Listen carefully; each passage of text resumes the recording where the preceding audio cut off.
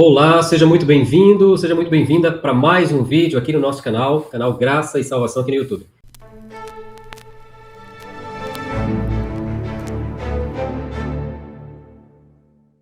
Hoje nós temos um convidado muito especial, nosso querido amigo de terras além mar aí, nosso querido irmão Rubem Fernandes. Seja muito bem-vindo, irmão Rubem. Tudo bem? Olá, tudo bem, graças a Deus. Prazer tê-lo conosco. Prazer, é todo bem. Muito bem, nosso canal, para você que já é inscrito no canal, para você que já acompanha o nosso trabalho, já é inscrito aqui no Graça e Salvação, sabe que nós trazemos aqui uma gama de temas de forma bem diversificada, mas principalmente, maiormente aqui, temas relacionados à teologia, ao estudo bíblico, não é, aos estudos teológicos. E hoje nós vamos estar, então, iniciando uma série que vai falar de um tema muito interessante. Já já a gente vai estar falando para você qual é o tema de hoje, qual é o tema dessa série. Mas eu queria, a princípio, né, começando aqui agora, até porque é o primeiro encontro que nós temos com o nosso querido irmão Rubem, nós já acompanhamos o trabalho dele há algum tempo pela internet, ele também tem um canal, tem um ministério, ele é membro da Igreja Adventista em Portugal, e vai falar para nós um pouquinho agora sobre a vida dele. Nós vamos perguntar um pouquinho aqui só para que todos os amigos possam conhecê-lo. Irmão Rubem, fala para nós, nós estávamos conversando aqui em off, né, você é adventista já de terceira geração, não é isso? Exatamente. Fala para nós, qual é a tua função na igreja, quanto tempo você tem atuado no teu ministério? Fala um pouquinho para nós também sobre qual é o teu ministério. Eu tenho o privilégio de ser adventista de terceira geração, portanto, a minha avó foi a primeira adventista na família e foi uma das pioneiras da igreja em Espinho. A igreja em Espinho é dos anos 60, do século passado, e ela foi realmente uma das pioneiras, uma das primeiras irmãs a se batizarem. E depois o meu pai veio por acréscimo e eu, filho único, sou, digamos assim, adventista de terceira geração e tem sido realmente uma grande bênção. A minha igreja tem sido, desde sempre, a igreja em Espinho. É eu moro relativamente perto dessa igreja. A igreja é numa pequenina cidade junto ao mar, junto ao Oceano Atlântico, a sul da cidade do Porto. É uma zona calma, uma zona sossegada e conhecida pelas praias, não é? Aqui nesta igreja eu sou ancião, já há vários anos, tenho o privilégio de ser lá ancião, ser de facto um dos líderes da igreja. E simultaneamente, também como estavas a dizer, dirijo um ministério, chama-se Fé e Evidências, que é um canal de YouTube também, onde já há alguns anos publicamos alguns vídeos que realmente têm sido importantes para o desenvolvimento doutrinário e teológico para a região. Muito bem, o irmão Rubem é muito dedicado, a gente conhece o ministério dele. Fala pra gente, irmão Rubem, do canal aí, para que de repente alguém que está nos acompanhando, que ainda não conheça, possa também ter acesso e ter contato com o teu canal. Basta procurar no YouTube Fé e Evidências, é esse o nome do canal, Fé e Evidências, e facilmente encontra o nome do canal. Nós temos cerca de 70 mil subscritores e temos já vídeos de há muitos anos, portanto é um canal já bastante antigo.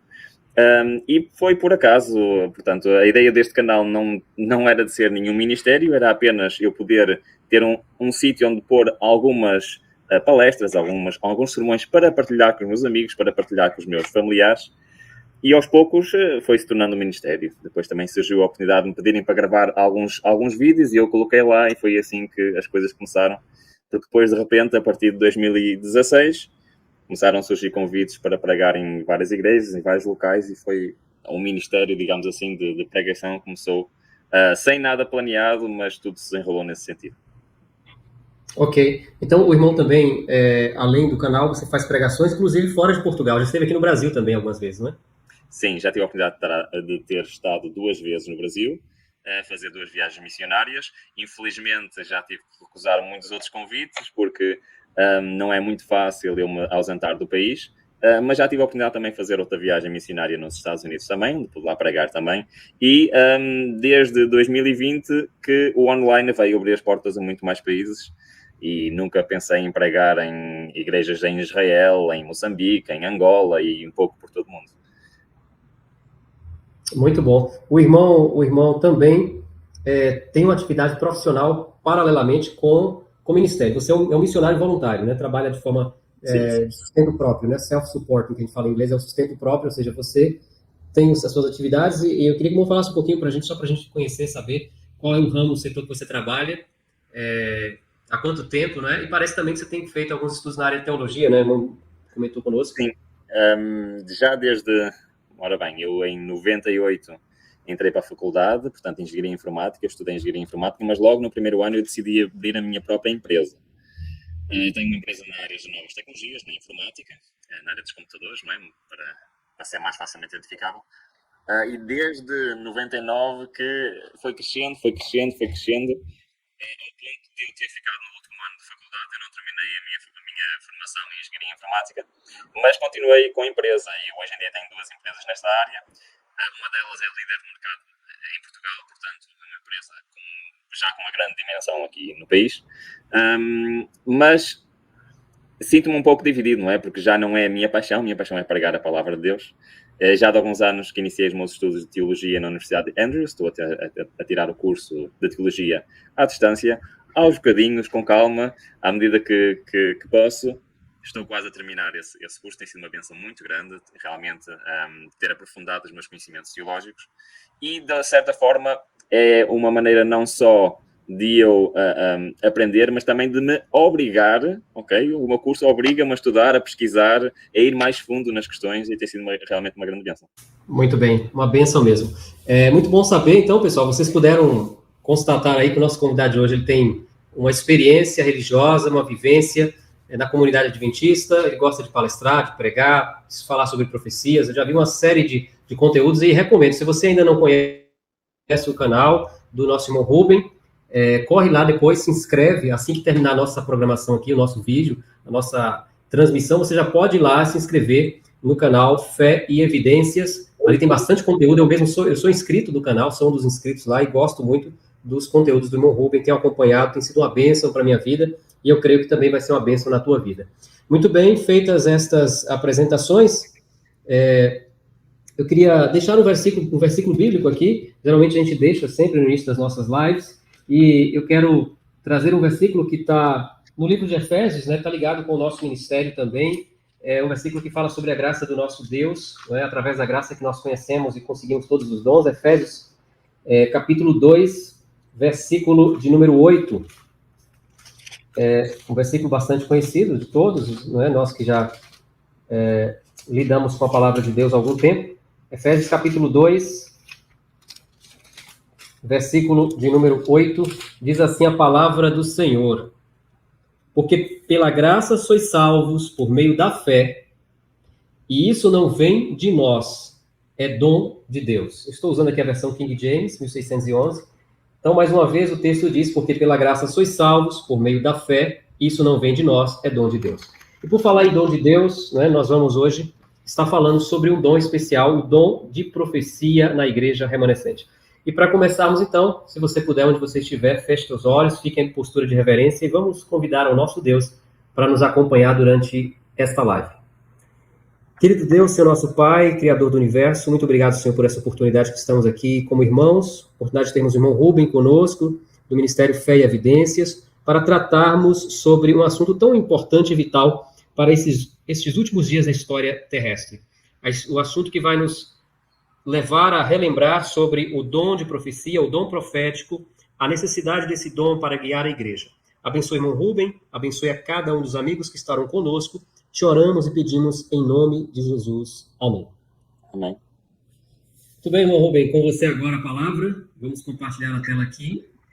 Liberar a tela do irmão Rubem para que todos possam, então, ter acesso ao conteúdo de hoje. Bom, este é um assunto que eu gosto bastante. Apesar de eu ser adventista do sétimo dia há 43 anos, durante uma grande parte desses 43 anos, eu não era muito, como é que eu ia dizer? Não sei se diz assim no Brasil, mas eu não era fã do Espírito de Profecia. Era alguém que tinha uma visão não muito agradável da Ellen White e, inclusivamente, eu costumava a criticar algumas das abordagens sobre o Espírito de Profecia. No entanto, graças a Deus, já de alguns anos para cá, nomeadamente, especialmente a partir de 2011, 2012, e eu passei de crítico a leitor. O que é que isto quer dizer? E eu decidi estudar por mim próprio. Afinal, o que é que Ellen White escrevia? E então eu virei de crítico, de alguém que não era muito a favor dos escritos de Ellen White, nem era muito a favor de certas reformas que ela tanto incentiva, tornei-me e passei, digamos assim, para o outro lado. E durante esses estudos houve várias coisas interessantes que eu aprendi e que acho que podemos juntos relembrar algumas coisas e se calhar aprender outras, possa ser importantes para a nossa vivência espiritual como adventistas do sétimo dia. Porque o dom de profecia faz parte do adventismo, é indissociável do adventismo. E é muito importante que eu, adventista, saiba perfeitamente naquilo que eu creio. E porquê é que eu creio no dom de profecia em Ellen White. Então, temos uma pequenina série. Esta provavelmente é a mensagem um bocadinho maior, as outras serão mais curtas. E vamos falar das 7 provas que fazem com que Ellen White seja, de facto, uma profetisa verdadeira. 7 provas bíblicas, está bem? Nós vamos olhar para a palavra de Deus e vamos ver quais são estas 7 provas que demonstram e distinguem o que é um profeta verdadeiro de um profeta falso. Então, vamos iniciar. Diz-nos o seguinte. Primeiro, como não podia deixar de ser, estamos a falar de profetas, vamos ler Números 12:6. E diz o Senhor: E disse, ouvi agora as minhas palavras. Se entre vós houver um profeta, eu, o Senhor, em visão, a ele me farei conhecer, ou em sonhos falarei com ele. Então, a existência de profetas é, de facto, algo que é da vontade de Deus. E não só é da vontade de Deus, como é Deus que escolhe quem são os seus profetas. E ele se revela de 2 maneiras, ou através de uma visão, ou através de um sonho. Normalmente uma visão é dada durante o período em que o profeta está acordado, uma visão, obviamente um sonho, é quando o profeta está a dormir. E nós, como adventistas do sétimo dia, acreditamos que Ellen White é um destes profetas. Ora, um profeta não precisa ser apenas um profeta bíblico, existem muitos profetas, mesmo da Bíblia, que não escreveram nada no cânon bíblico, mas nós acreditamos então que o dom de profeta se manifestou em Ellen White. Como provamos isto? A Bíblia é muito clara quando diz em 1 João 4:1, amados, não creiais a todo espírito, mas provai se os espíritos são de Deus, porque já muitos falsos profetas se têm levantado no mundo. Então a Bíblia tem uma ordem para nós. Sempre que alguém está a falar, sempre que alguém se diz ser profeta, o que é que eu, Ruben Fernandes, membro da Igreja Adventista, alguém que acredita na palavra de Deus, o que é que eu tenho que fazer? E eu não tenho como acreditar no que essa pessoa diz, nem o que os outros dizem a essa pessoa, e eu tenho que comparar o que esse suposto profeta diz, o que é que esse suposto profeta é, com os testes bíblicos de um profeta verdadeiro. Então vamos começar. O primeiro teste é o mais conhecido. A lei e ao testemunho. Se eles não falarem segundo esta palavra, é porque não há luz neles. Ora, João está a falar da palavra de Deus, tá bom? A lei e ao testemunho era uma expressão que era utilizada para se referir àquilo que nós temos na nossa Bíblia como o Velho Testamento. A lei são os 5 primeiros livros da Bíblia, a Tora, escrito por Moisés, era chamada da lei, e o testemunho era o testemunho dos profetas. Todos os livros a seguir aos 5 primeiros livros da Bíblia eram considerados livros proféticos, livros escritos por profetas. Era o testemunho. Então, quando João está aqui a dizer a lei e o testemunho, está a falar da Bíblia que existia na altura dele, que é equivalente ao nosso Velho Testamento. Para nós, este versículo significa o quê? Significa a Bíblia, a palavra de Deus. Ou seja, a primeira grande prova para um profeta hoje é simplesmente esta. Tem de falar de acordo com a Bíblia. Ou seja, um profeta está sempre subordinado aos profetas anteriores. Aquilo que os profetas do Velho Testamento escreveram estava subordinado àquilo que Moisés já tinha escrito. Aquilo que os profetas do Novo Testamento escreveram estava subordinado ao que o Velho Testamento estava escrito. Hoje, se há um novo profeta, esse profeta tem que estar subordinado ao que já escrito anteriormente. Não podemos ter um profeta hoje a dizer e a contrariar aquilo que já estava escrito para trás, porque isso significaria que o espírito desse profeta não é o mesmo. Porque, sendo o mesmo profeta, pode estar de acordo com o que já foi inspirado anteriormente. Primeiro ponto. Falar de acordo com a Bíblia. Muito bem. Será que Ellen White concorda exatamente com este ponto? Vamos ver os seus escritos. Quando uma mensagem é apresentada ao povo de Deus, não deve ele erguer-se em oposição a ela. O que é que deve fazer? O que eu estava a dizer então, o que é que eu dizia ao bocado, o que é que eu, como adventista da Bíblia, tenho que fazer? Reparem o que é que Ellen White está a dizer. Deve ir à Bíblia, comparando-a com a lei e o testemunho. E se não subsistir à prova, não será verdadeira. Ellen White acreditava exatamente nesta prova e ela, na sua vida, na sua vivência, foi de facto uma prova de que isto é verdade. Ela constantemente enfatizava a Bíblia e muitas vezes, quando lhe perguntava alguma coisa que ela não tinha ainda uma posição clara sobre esse assunto, o que é que ela dizia às pessoas? Ela dizia simplesmente: eu vou primeiro estudar, vou pegar na minha Bíblia, vou ver o que é que a Bíblia diz e então irei tomar uma posição em relação a este assunto. Irmãos, apegai-vos à Bíblia, tal como ela reza, tal como ela diz, tal qual está escrito.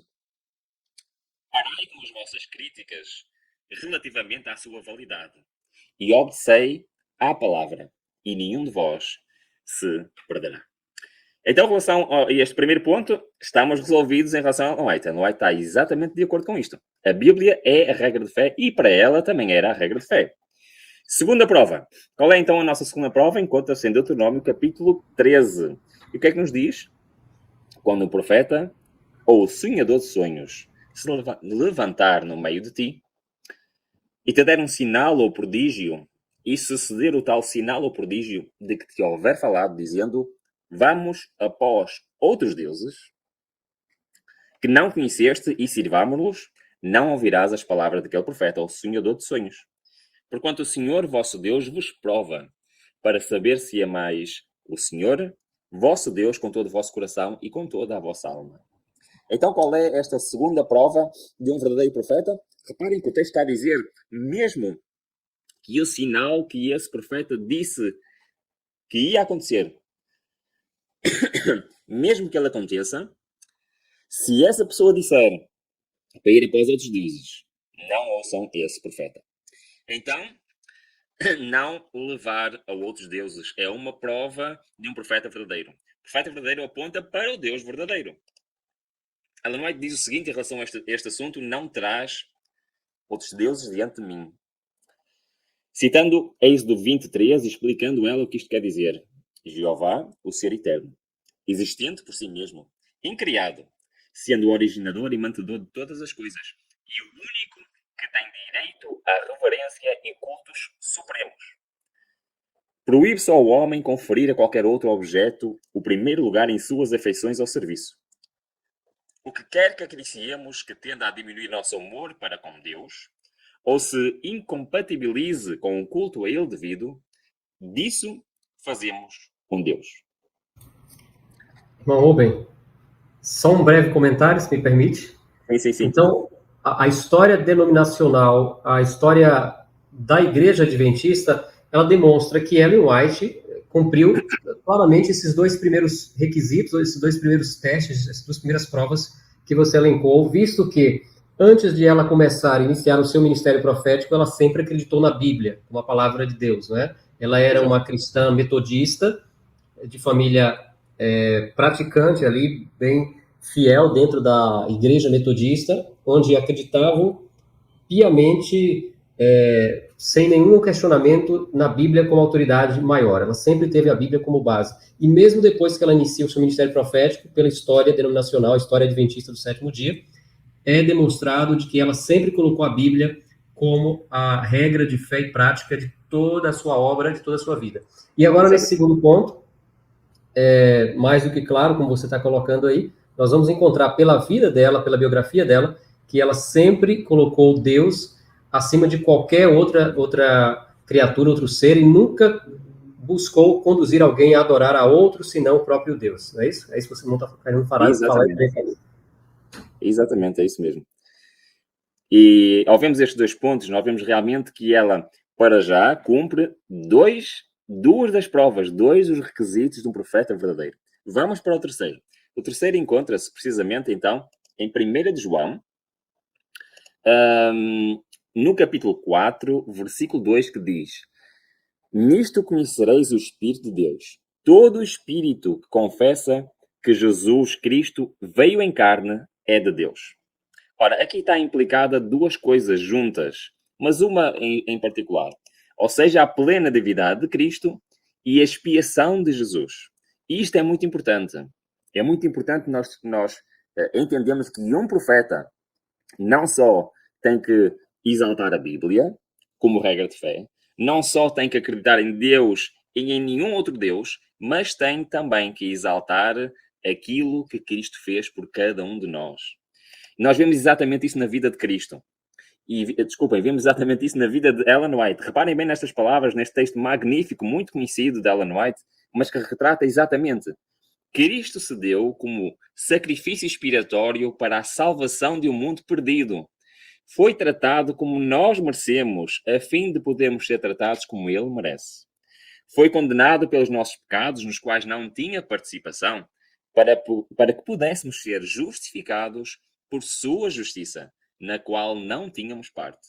Sofreu a morte que nos cabia, a fim de podermos receber a vida que lhe pertencia. Pelas suas pisaduras fomos sarados. Qualquer profeta que não reconheça a plena divindade de Cristo, qualquer profeta que não reconheça que Cristo veio a este mundo para morrer por mim, para habilitar ao homem ser perdoado dos seus pecados, para habilitar a salvação ao homem. Qualquer profeta que diga que isto é mentira, esse profeta não passa na prova, nesta terceira prova bíblica, para um profeta verdadeiro. E sem dúvida nenhuma, Cristo não só exaltava a Bíblia, Cristo não só falava que Deus é, de facto, um Deus e não devemos ter outros deuses perante nós, mas também ela enfatizava continuamente a morte e sacrifício de Cristo como a condição necessária para a salvação do homem. Quarto ponto. Diz assim, quando o profeta falar em nome do Senhor, e essa palavra não se cumprir, nem suceder assim, esta é a palavra que o Senhor não falou. Com soberba falou aquele profeta, não tenhas temor dele. Ou seja, qual é a quarta prova? As profecias têm-se de se cumprir. É claro que a Bíblia fala-nos também em profecias condicionais. Nós sabemos disso. Por exemplo, o caso de Jonas, que foi para Nínive pregar, e ele pregou que se não se arrependessem, a cidade seria destruída. E, de facto, a cidade não foi destruída. Porquê? Porque o povo se arrependeu. Era uma profecia condicional. Mas fora as profecias condicionais, qualquer profeta que diga que algo vai acontecer e isso não se cumprir, podemos ter a certeza que esse profeta não é verdadeiro. No caso da Ellen White, nós poderíamos estar aqui horas a falar de pontos proféticos que ela referiu, que nós vemos hoje em dia que foram cumpridos. Seja na área da saúde, seja na área da escatologia, seja na área dos negócios, seja na área da família, seja na área dos eventos finais. Escritos após escritos, nós podemos ver com os nossos próprios olhos isso a acontecer. Eu sou empresário, eu selecionei só uma coisa para nós vermos. Eu sou empresário e posso afirmar concretamente que isto que nós vamos ler é a verdade, que não existia na altura dela, mas que Deus demonstrou que iria existir. Ora, reparem, vou partilhar com vocês.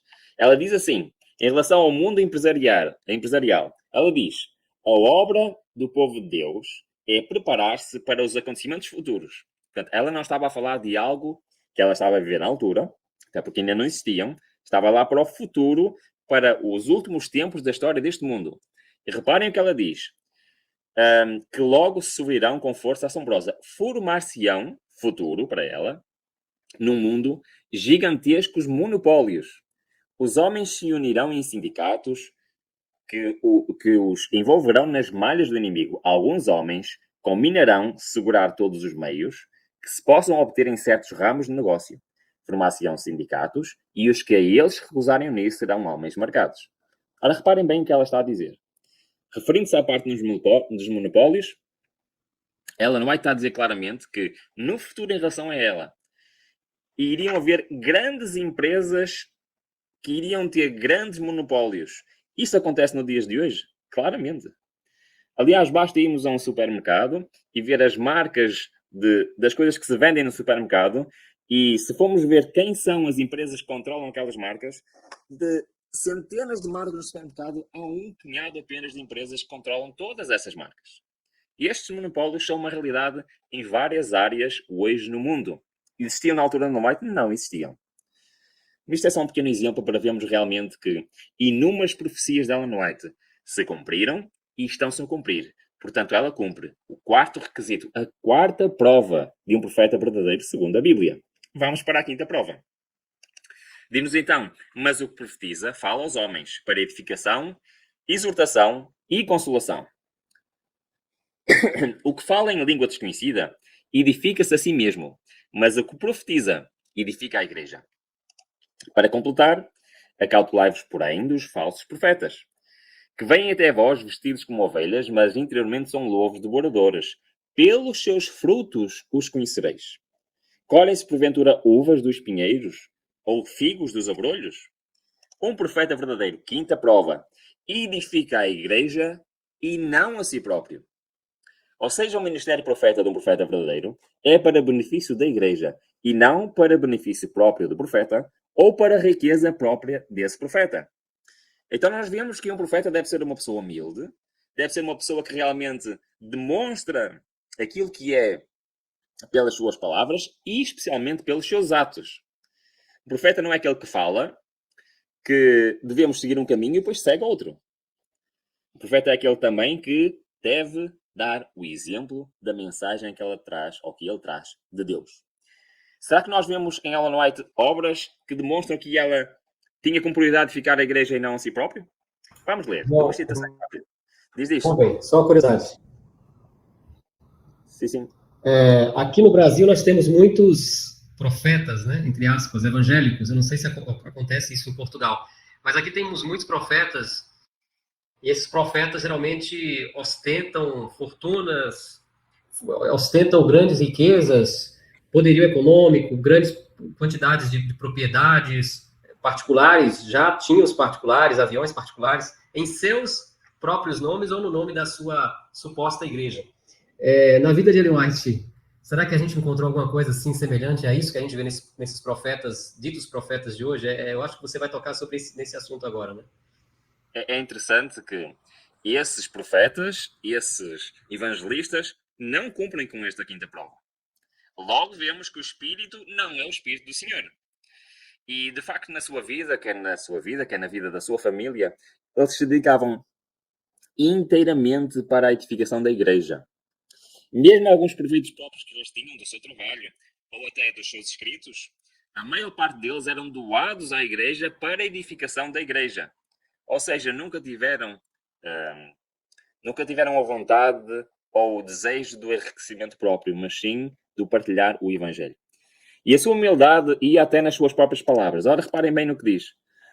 Durante o discurso que eu disse que não reclamava, desculpem, ser profetisa, alguns ficaram surpreendidos ante esta declaração. E como tanto se está falando sobre isso, darei uma explicação. Outros me têm chamado de profetisa. Eu, porém, nunca me atribuí esse título. Não tenho sentido que fosse meu dever designar-me assim. Os que se arrogam ousadamente serem profetas nestes nossos dias são muitas vezes uma ofensa à causa de Cristo. Ela era uma verdadeira profeta? Era. Nós vamos ver que ela cumpre todos os 7 provas bíblicas. No entanto, ela tinha humildade suficiente para não se andar a vangloriar ou dizer a toda a gente, eu sou uma profetisa. Mas não é nas palavras dela que nós vamos encontrar a resposta a esta prova. É nas palavras dos outros. Certo? Porque nós não nos podemos avaliar nós próprios. Quando ela faleceu em 1915, houve um jornal chamado o Independent de Nova York que escreveu um trecho do jornal, portanto uma notícia, sobre Ellen White. E eu acho super interessante o que eles escreveram. Porque este jornal nada tem a ver com a religião, nada tem a ver com a Igreja Adventista. É um jornal secular, mas que avaliou a obra e vida de Ellen White. E reparem bem no que eles escreveram. É muito interessante. Diz assim. Referindo-se a Ellen White, aqui está um registro nobre. Ela não mostrava orgulho espiritual e não buscava o lucro. Ela viveu a vida e fez o trabalho de uma profeta digna. Que maior prova nós podemos ter para a vida e obra de Ellen White como profetisa, se não um jornal independente, que até é o seu nome, Independent, escrever sobre ela e dizer que ela não mostrava orgulho espiritual. Ela não buscava o seu próprio lucro pessoal. Então Ellen White cumpria esta prova da Bíblia? Sim. Ela vivia para edificar a igreja, vivia para, de facto, não se promover a ela própria, mas a palavra de Deus. Sexta prova, estamos a aproximar do fim. Portanto, os ensinava como tendo autoridade e não como os escribas. Palavras dirigidas ao maior profeta deste mundo, Cristo. Um profeta fala com autoridade. Eu vou andar rapidamente, que eu quero chegar à sétima, que é a mais importante. Tenho escrito muitos livros. E tem-se-lhes sido dado ampla circulação. De mim mesma, eu não poderia haver salientado a verdade contida nestes livros, mas o Senhor tem-me dado o auxílio do seu Santo Espírito. Esses livros, transmitindo as instruções a mim dadas pelo Senhor durante os 60 anos passados, contêm esclarecimentos do céu e resistirão à prova da investigação. Eu quero vos dizer que eu próprio sou uma testemunha ocular disto, na minha própria vida. Eu era um crítico de Ellen White e dos seus escritos. E o que é que eu fiz? Em vez de eu continuar a criticar, eu peguei nos seus livros e comecei a ler. Eu queria saber exatamente o que é que estava aqui escrito. E, de facto, eu comprovei a autoridade divina que está nestes livros. Sem sombra de dúvidas, estes livros têm autoridade divina. Mas chegamos ao último ponto. O último ponto é, se calhar, aquele que é impossível de falsificar. É que a Bíblia fala também em aspectos diferentes do que tivemos a ver até aqui, mas aspectos físicos que acontecem durante a visão que não podem ser, digamos assim, copiados ou imitados. Reparem bem no que diz. Números 24. Palavra daquele que ouve os ditos de Deus, o que tem a visão de Todo-Poderoso e prostra-se, porém, de olhos abertos. Ok, nós temos aqui... vamos ler, vamos já entender o que é que isto quer dizer. Quando está a ter uma visão, o profeta está de olhos abertos. Daniel. Só eu, Daniel, tive aquela visão. Os homens que estavam comigo nada viram. Quando o profeta está a ter uma visão, só ele vê a visão. Quem está à sua volta não vê nada. Não obstante, caiu sobre eles grande temor e fugiram e se esconderam. Fiquei, pois, eu só e contemplei esta grande visão e não restou força em mim.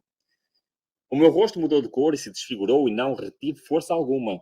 Contudo, ouvi a voz das suas palavras e, ouvindo-a, caí sem sentidos, de rosto em terra. Eis que certa mão me tocou, sacudiu-me e me pôs sobre os meus joelhos e as palmas da minha mão. E eis que como semelhança dos filhos dos homens, me tocou nos lábios. Então passei a falar. E disse àquele que estava diante de mim, meu Senhor, por causa da visão me sobrevieram dores, e não me ficou força alguma. Como, pois, pode o servo do meu Senhor falar com o meu Senhor? Porque, quanto a mim, não me resta já força alguma, nem fogo ficou em mim. Então me tornou a tocar aquele semelhante a um homem e me fortaleceu. A Bíblia está aqui a falar, e nós já vamos ver melhor o que é que isto quer dizer, em sinais físicos sobrenaturais. Ou seja, coisas que acontecem ao corpo de um profeta durante uma visão que não podem ser imitados. Quais são estes? Nós acabamos de ler. Diz que primeiro o profeta cai desfalecido, sem forças, como se desmaiasse. Depois ele é fortalecido por Deus. Durante a visão os seus olhos estão abertos. E reparem, ele não respira durante a visão, mas consegue falar. Ok? Decoraram estes pontos? Primeiro cai desfalecido, depois é fortalecido por Deus, seus olhos estão abertos, não respira, mas consegue falar. Ok? Ellen White teve muitas testemunhas de visões que ela teve. E eu queria aqui apresentar o testemunho de uma testemunha que nem sequer era adventista do sétimo dia, chamava-se Nellie Cecil Starr, que vieram da Inglaterra para assistir a um encontro campal em 12 de junho de 1868 em Battle Creek. Ela vinha com muitas dúvidas em relação ao ministério profético de Ellen White, mas ela queria ver com os seus próprios olhos. E, de facto, aconteceu durante este encontro campal. Ellen White teve uma visão e ela relata aquilo que viu. Reparem bem. O irmão White... eu peço desculpa, mas falta aqui um texto. Portanto, o que aconteceu? Eu vou ler o texto que falta, eu vou dizer o texto que fala. Portanto, Ellen White, normal, estava a caminhar lá no acampamento e, de repente, ela desmaiou. E algumas pessoas pensaram que ela se estava a sentir mal. Mas o Tiago White já tinha visto muitas vezes em visão e disse às pessoas, não se preocupem, está tudo bem com ela, ela apenas entrou em visão. Então, Vamos ler o que é que diz. Enquanto caminhava, afinal está aqui o texto, enquanto caminhava, Ellen White desfaleceu. Caiu tão gentilmente como se a mão de um anjo estivesse por baixo dela. Portanto, isto é a tal Nellie Starr que está a dizer aquilo que viu. Pensávamos que tinha desmaiado, mas o irmão White disse: não há razões para alarme. Minha esposa não desmaiou, mas caiu em visão. A irmã White estava perfeitamente quieta e inconsciente. O irmão White disse: poderá haver alguém nesta congregação, que era o caso dela, que tenha dúvidas sobre a inspiração da minha esposa. Se está aqui alguém, assim nós teremos todo o gosto que se aproximem e testem os sinais físicos dados na Bíblia. Quais são os sinais físicos? Os que acabamos de ler, está bem? Primeiro desfalece, depois é fortalecido, que está com os olhos abertos, que fala, mas que não respira, ok? E foi exatamente estes testes que eles fizeram daí para a frente, para demonstrar que aquilo que estava a acontecer era exatamente o que aconteceu aos profetas que temos na Bíblia. Então o texto continua e diz, reparem bem, outros se aproximaram, e entre eles 2 homens invulgarmente grandes. O irmão White disse, todos viram a irmã White desfalecer. Foi algo que aconteceu lá no meio do acampamento. Nós sabemos que ela perdeu as suas forças naturais. Agora veremos suas forças sobrenaturais. Ela estava deitada com as suas mãos gentilmente dobradas sobre o seu peito. Seus olhos estavam como abertos e com uma expressão agradável na sua face. O irmão White disse àqueles homens grandes, separem os seus braços, com os 2 braços num braço dela. Portanto, cada um daqueles homens pegaram num dos braços dela e tentaram separar os seus braços que estavam simplesmente pousados no peito. E eles tentaram. Eles puxaram e puxaram, até alguns de nós ficámos preocupados que a iam magoar. O irmão White disse, não se preocupem, ela está segura. Disse, movam um dedo de cada vez, apenas um dedo. Foi impossível. Nem um único dedo conseguiram mover, pareciam um bloco de granito. Não havia alteração na aparência, apenas não se conseguia mover. Agora podemos ver se os seus olhos se fecham. Havia uma grande lampadina perto no suporte. Removeram o abajur e colocámos a luz mesmo em frente aos olhos. E isto é um reflexo natural, não se pode controlar. Nós não conseguimos controlar se aproximarem algo deste género no nosso olho. Desculpem, nós vamos fechar o olho. Pensávamos que ela moveria os olhos para os proteger, mas não o fez. Ela estava perfeitamente inconsciente. O irmão White disse, agora nós temos de ver se existe fogo nela. Se ela respira, não aparentava existir nenhum. Tudo parecia bem, apenas não respirava. O irmão White disse, agora vamos buscar um espelho para testar. E colocaram um espelho em frente à sua boca e em frente ao seu nariz para ver se ela respirava. Foram buscar um espelho, seguraram nele em frente à sua face, mas nenhuma umidade apareceu. Então ela não respirava. No entanto, apesar dela não respirar, ela falou várias frases. O que é que isto nos diz? Este relato nos diz que ela cumpre exatamente os sinais físicos de um verdadeiro profeta. E estes sinais ninguém consegue imitar. Nós olhamos para trás para as 7 provas bíblicas. Estas 7 provas bíblicas nos mostram claramente que Ellen White, de acordo com a Bíblia, era e é uma profeta verdadeira. Nós até podemos ter profetas que acreditam em Deus, que acreditam na Bíblia, que acreditam em Cristo, que até aparentam uma vida realmente de acordo com a palavra de Deus. Mas estes sinais físicos que nós vemos aqui apresentados pela Bíblia são impossíveis de replicar. Ninguém consegue durante largos períodos de tempo. Às vezes as visões da Ellen White duravam horas. Ninguém consegue estar horas sem respirar. Ninguém consegue realmente ter esta força sobrenatural. Ninguém consegue estar com os olhos abertos sem pestanejar durante horas.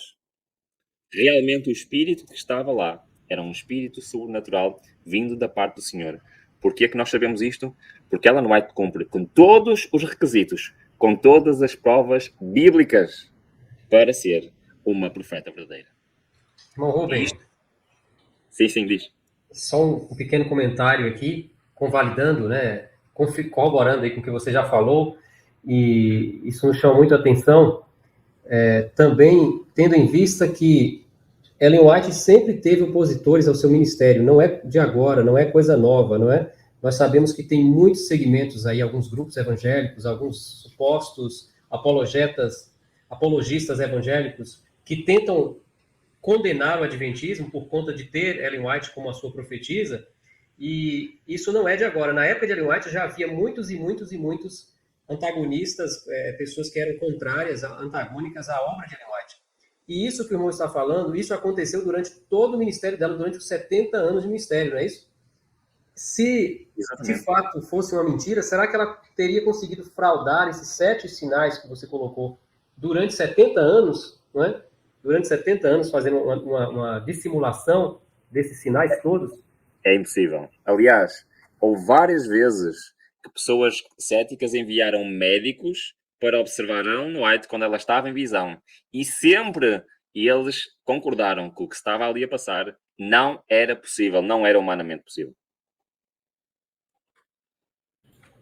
Incrível, né? Eu fico assim, ficamos até um pouco estupefatos quando temos alguns amigos, até mesmo adventistas, que às vezes, por alguma questão ou outra, acabam colocando em xeque, colocando em dúvida esse ministério tão precioso. E outro fruto que, na minha opinião, é tão importante quanto os aspectos sobrenaturais é o aspecto da obra dela, o efeito que teve sobre a Igreja Adventista. A Igreja Adventista começou com um punhado de pessoas, menos de 12 pessoas, e hoje é reconhecidamente uma das maiores organizações do planeta Terra, não só religiosa, como até outras entidades não cristãs, não religiosas, reconhecem a pujança, a potência da Igreja Adventista, e nós sabemos que, em grande medida, a Igreja saiu daquele pequeno grupo e chegou ao que chegou hoje, graças às orientações dadas por Deus na vida e na obra dessa mulher humilde, né? Uma mulher que não era uma acadêmica, não era uma pessoa de grandes estudos acadêmicos, mas, de fato, ela escreveu sobre administração eclesiástica, sobre família, sobre conselhos para pastores, escreveu sobre trabalho missionário, sobre teologia, não vamos falar assim tecnicamente, mas conselhos que são válidos até mesmo no âmbito da teologia, da psicologia, da dieta, da nutrição, coisas que para uma mulher, uma criança que parou de estudar ali por volta lá dos seus, eu acho que 7 ou 8 anos de idade, não me recordo, mas que não teve um estudo, sequer um estudo fundamental completo, seria algo impossível, e os frutos estão aí. Todos os membros da Igreja Adventista que colocam em prática os ensinamentos dela na área da saúde, na área da família, na área da modéstia, todas essas pessoas adventistas que têm buscado colocar, em primeiro lugar, a Bíblia e, obviamente, também as orientações de Ellen White como a luz menor, elas têm tido êxito e a igreja como um todo tem tido sucesso. Então, para mim, essa é uma das maiores evidências, além dessas todas que você já demonstrou aí. Exatamente. E é interessante que, apesar de Ellen White não ter sido, digamos assim, quem desenvolveu as doutrinas da igreja, portanto, as doutrinas da igreja foram feitas por homens e mulheres que estudavam a palavra de Deus e são fundamentadas na Bíblia, ela teve o papel iniciatório na igreja em 2 coisas. Só 2 coisas. A questão da saúde e a questão da educação. E eu acho que é muito importante salientar este facto. Ainda hoje eu recebi uma mensagem e eu, de vez em quando, vou a um restaurante vegetariano na cidade de Espinho. Eles não são adventistas, não têm nada a ver com a igreja. Eles têm um restaurante vegetariano e nós falamos frequentemente, eles sabem que nós somos adventistas. E eu hoje recebi uma mensagem do dono desse restaurante. Ele está num congresso sobre saúde e alimentação em Lisboa e mandou-me uma fotografia do PowerPoint que estava lá. E o que era? Era um estudo sobre saúde feito por quem? Pelos adventistas que estavam lá a mostrar. E porquê que eu estou a partilhar isto? Porque mesmo o mundo reconhece a mensagem, nesse caso estou-me a referir à mensagem da saúde, dos adventistas que foi iniciada pelo dom profético de Ellen White. Hoje em dia, é moda aqui na Europa ser vegetariano. Hoje em dia, podemos falar nisto abertamente, sem problema nenhum, até se fizermos ações de formações de comida vegetariana, é a altura em que temos mais visitas na igreja, de longe. Mas isso demonstra exatamente o que estava a dizer, o desenvolvimento de algo que Deus partilhou com Ellen White, que ela concedeu à igreja, para que ainda hoje esta é uma das mensagens mais poderosas que nós podemos partilhar com os nossos amigos e com os nossos vizinhos. E isto é fruto do dom profético de Ellen White. Muito bom, maravilhosa exposição, agradeço ao Rubem. Vimos aqui nessa primeira parte, nós vamos, como dissemos no início, uma série, nós vamos ter mais outras partes, e eu recomendo que você acompanhe para você entender todo o conjunto dessa série, mas algo tremendo ao vermos como Deus tem atuado e cumprido a sua palavra. Ele disse na sua palavra, através da Bíblia, da sua palavra, que nos últimos dias haveriam homens e mulheres que seriam usados por Deus, que teriam visões, sonhos, e nós vimos na vida de Ellen White, que nasceu em 1827, viveu até o ano de 1915.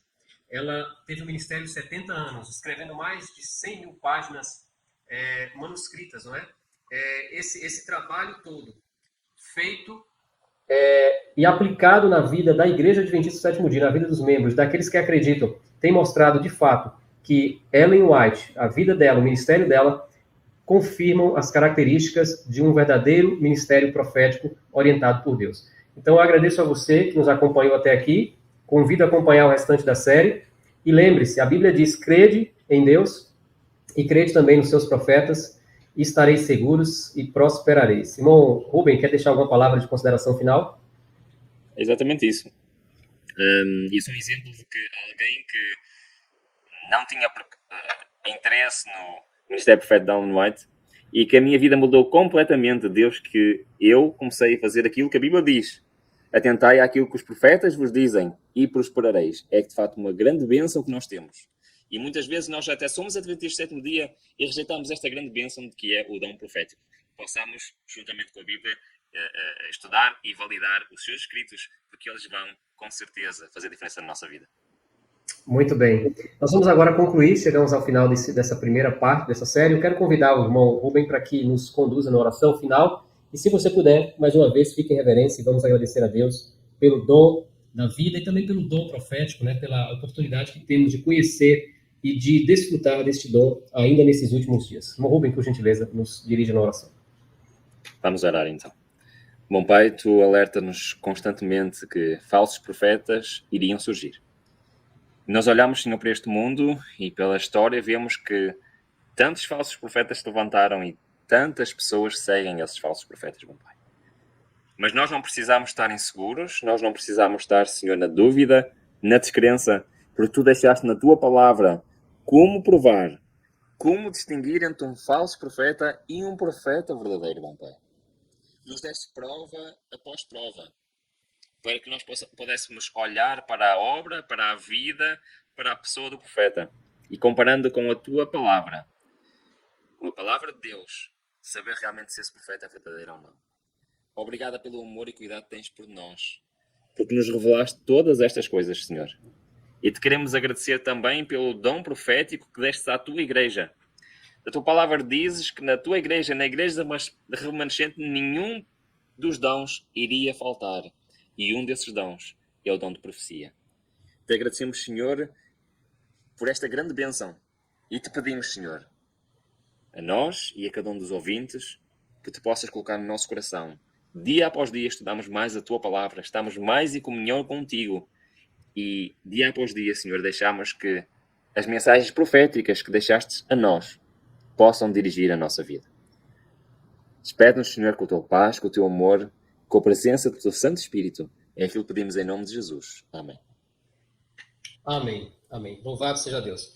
Muito obrigado, Rubem. Muito obrigado a você que esteve conosco. E aguardo você no próximo vídeo, nessa série. Não perca essa série muito especial sobre a importância do dom profético. Que Deus te abençoe e até o nosso próximo vídeo.